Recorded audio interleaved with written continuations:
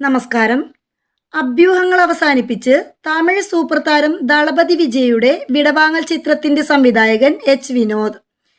വിജയുടെ വിടവാങ്ങൽ ചിത്രം രാഷ്ട്രീയ സിനിമയല്ല, വാണിജ്യ സിനിമയാണ് എന്നാണ് എച്ച് വിനോദിന്റെ പ്രതികരണം.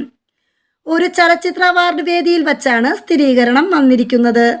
69-ാം ചിത്രത്തോടെ അഭിനയം മതിയാക്കി രാഷ്ട്രീയത്തിൽ പൂർണ്ണമായി സജീവമാകുമെന്ന് വിജയ് പറഞ്ഞിരുന്നു. അതേസമയം വിജയുടെ കരിയറിലെ 68-ാമത്തെ ചിത്രമായ ദ ഗോട്ട് അഥവാ greatest of all time September 5-ന് തിയേറ്ററിലെത്തും. ട്രെയിലർ ഓഗസ്റ്റ് 17-ന് റിലീസ് ചെയ്യുമെന്നാണ് അണിയറ പ്രവർത്തകർ അറിയിച്ചിരിക്കുന്നത്. വെങ്കട് പ്രഭു സംവിധാനം ചെയ്യുന്ന ചിത്രത്തിനായി ഏറെ പ്രതീക്ഷയോടെയാണ് ഏവരും കാത്തിരിക്കുന്നത്. കഴിഞ്ഞ ഫെബ്രുവരി മാസത്തിലാണ് തൻ്റെ രാഷ്ട്രീയ പ്രവേശനം വിജയ് പ്രഖ്യാപിച്ചത്. പിന്നാലെ തമിഴക വെട്രിക്കഴകം എന്ന പാർട്ടിയും രൂപീകരിച്ചു. സെപ്റ്റംബർ 5-ന് റിലീസാകാനിരിക്കുന്ന ദ ഗോട്ട് എന്ന ചിത്രത്തിന് ശേഷം ഒരു ചിത്രവും കൂടി ചെയ്ത് പൂർണ്ണമായും രാഷ്ട്രീയത്തിലിറങ്ങുക എന്നതാണ് ദളപതിയുടെ പദ്ധതി എന്നാണ് പുറത്തു വരുന്ന വാർത്തകൾ. 2026-ലെ തമിഴ്നാട് നിയമസഭാ തെരഞ്ഞെടുപ്പാണ് വിജയ് ലക്ഷ്യം വയ്ക്കുന്നത്.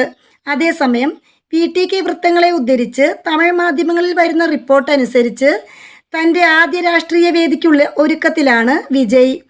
ചെന്നൈ പോണ്ടിച്ചേരി ഹൈവേയിലെ വിക്രവണ്ടി എന്ന സ്ഥലത്ത് മഹാസമ്മേളനം നടത്താനാണ് PTK ലക്ഷ്യമിടുന്നത്. സെപ്റ്റംബർ 22-നായിരിക്കും സമ്മേളനം നടക്കുക എന്നാണ് സൂചന.